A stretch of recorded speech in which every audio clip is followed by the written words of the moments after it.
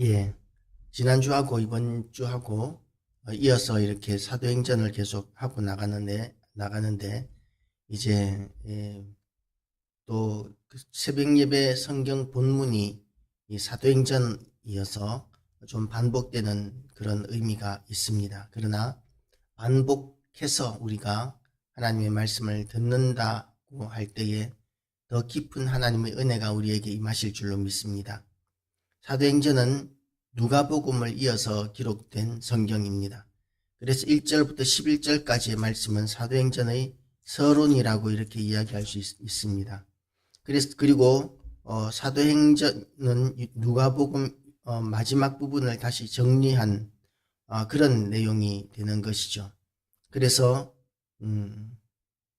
누가복음 24장 마지막 장을 이렇게 보면 예수님께서 하신 말씀들이 나타나는데, 또 이르시되 이같이 그리스도가 고난을 받고 제3일에 죽은 자 가운데서 살아날 것과 또 그의 이름으로 죄사함을 받게 하는 회개가 예루살렘에서 시작하여 모든 족속에게 전파될 것이 기록되었으니 너희는 이 모든 일의 증인이라. 볼지어다 내가 내 아버지께서 약속하신 것을 너희에게 보내리니 너희는 위로부터 능력으로 입혀질 때까지 이 성에 머물라 하시니라. 예수께서 그들을 데리고 베다니 앞까지 가사 손을 들어 그들에게 축복하시더니 축복하실 때에 그들을 떠나 하늘로 올려지시니 그들이 그에게 경배하고 큰 기쁨으로 예루살렘에 돌아가 늘 성전에서 하나님을 찬송하니라 고 이렇게 기록되어 있습니다. 그런데 이제 사도행전은 이렇게 시작하죠. 데오빌로여 내가 먼저 쓴 글에는 하면서 데오빌로에게 누가복음이 시작한 것과 같이 이렇게 사도행전도 데오빌로에게 보내는 편지의 형식으로 시작합니다. 그리고는 이제 아까 금방 읽었던 누가복음의 마지막 부분, 그가 택하신 사도들에게 성령으로 명하시고 성천하신 날까지의 일을 기록하였노라. 그가 고난받으신 후에 또한 그들에게 확실한 많은 증거로 친히 살아계심을 나타내사 40일 동안 그들에게 보이시며 하나님 나라의 일을 말씀하시니라. 이러면서 이렇게 누가복음의 마지막 부분을 조금 더 자세하게 길게 기록하고 있습니다. 계속해서. 그렇게 기록하면서 우리가 누가복음과 사도행전을 읽을 때는 누가복음의 뒷부분을 사도행전의 앞부분이 보충하고 있다 라는 그런 의미로 우리가 읽을 수 있습니다.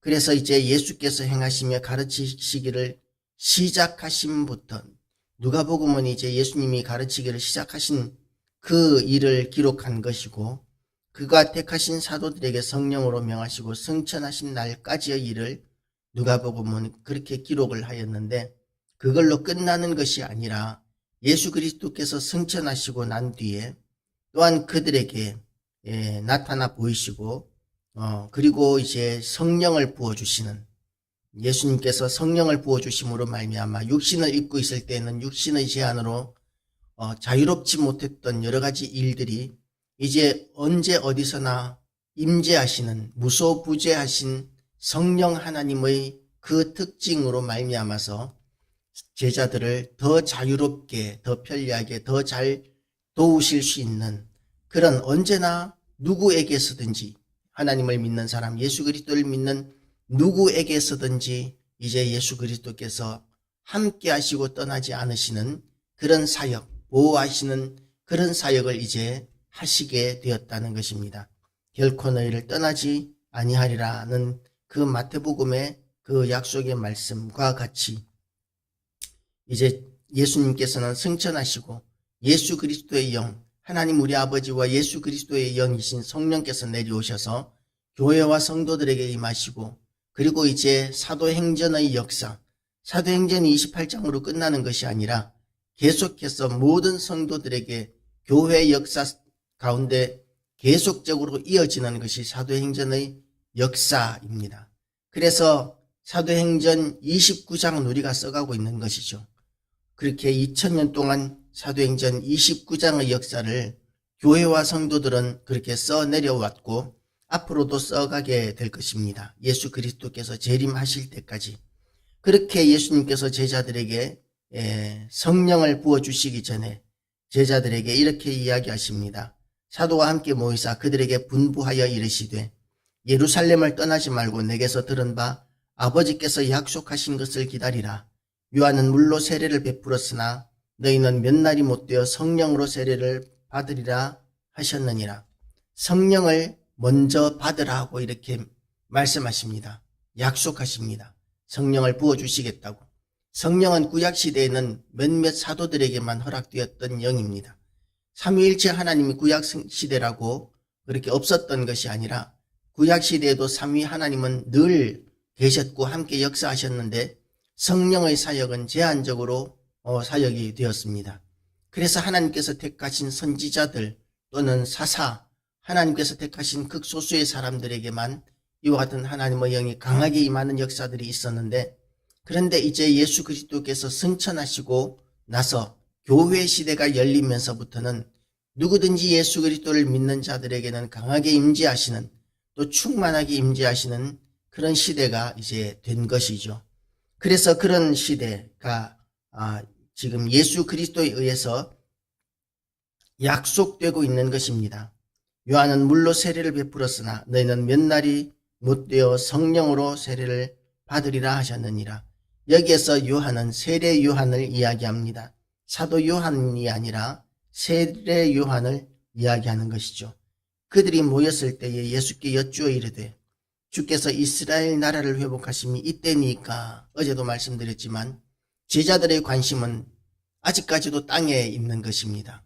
예수님께서는 하늘에 있는 것, 하나님께 속한 것을 가르치시고 또한 인도하셨는데, 제자들은 3년 반 동안 예수님을 따라다니고 그리고 또한 부활하시는 모습까지 보고 부활하신 후에 40일 동안이나 그들과 함께 하시면서 그들을 굳게 하시고 가르쳐 주셨는데도 불구하고 제자들의 수준은 역시 여전히 땅에서 벗어나지 못하고 있는 것을 우리가 보게 됩니다. 그래서 우리가 땅에서 벗어나는 것이 얼마나 어려운 것인지 우리가 인정하지 않을 수가 없는 것이죠. 우리는 연약한 존재입니다. 그래서 하나님께서 속히 우리를 도우셔서 우리의 사업이 잘 되고 우리의 가정이 잘 되고 건강하고 또한 회복되어지고 화평한 가정, 행복한 가정이 되기를 기대하는데, 하나님께서 그렇게 은혜를 베풀어 주시기를 원하는데, 그런데 하나님께서 역사하시는 것은 하늘에 속한 일들을 우리에게 가르치시고 우리가 그 일을 감당하기를 기대하시는 때를 많이 보게 되는 것이죠. 물론 하나님 나라의 일을 위해서 하나님께서 우리에게 강건함과 형통함과 부유함을 얼마든지 주실 수 있습니다. 때로는 그렇게 주십니다. 그런데 그럼에도 불구하고 우리의 주 목적이 이 땅에서 잘 되기 위해서 예수님을 믿는 것이 아니라는 것을 명확하게 할 필요가 있습니다. 이 땅에서 우리는 사명 감당하기를 위해서 우리에게 물질도 필요하고 건강도 필요하고 여러 가지 여건들도 필요합니다. 그러나 나의 탐욕을 위해서 그것들이 필요되어서는 안 된다는 것이죠. 하나님께서는 우리의 필요를 다 아시는데 자꾸만 우리는 땅에 속한 것, 그것에만 관심을 가지고 그것에만 집착할 때에 우리는 하나님 나라의 일들을 자꾸만 잊어버리는 제한된 그런 제자가 되기가 너무나 쉽다는 것이죠. 그래서 예수님께서는 이렇게 말씀하십니다. 때와 시기는 아버지께서 자기의 권한에 두셨으니 너희가 알 바 아니요. 오직 성령이 너희에게 임하시면 너희가 권능을 받고 예루살렘과 온 유대와 사마리아와 땅끝까지 이르러 내 증인이 되리라.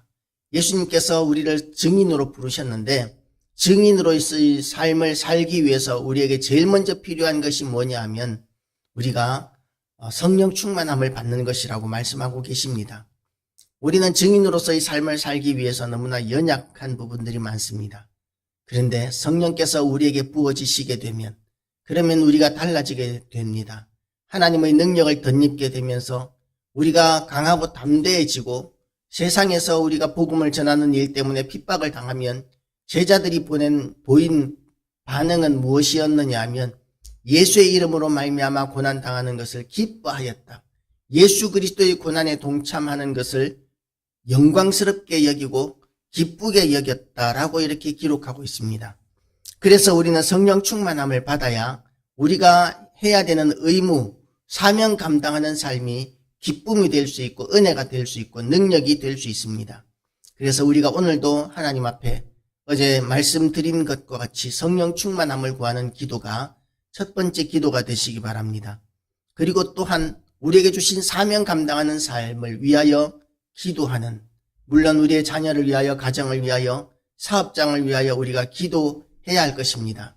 그런데 그렇게 기도하는 가운데에서도 우리는 늘 하나님 앞에서 사명 감당하는 그 일을 위하여, 또한 그 사명을 더 잘 감당하기 위하여 우리가 성령 충만함을 구하는 그런 제대로 된 제자가 되기를 위하여 우리가 기도하는 시간 되시고, 그리고 또한 사명을 위하여 하나님 앞에 필요한 것들은 얼마든지 또한 구하시기 바랍니다.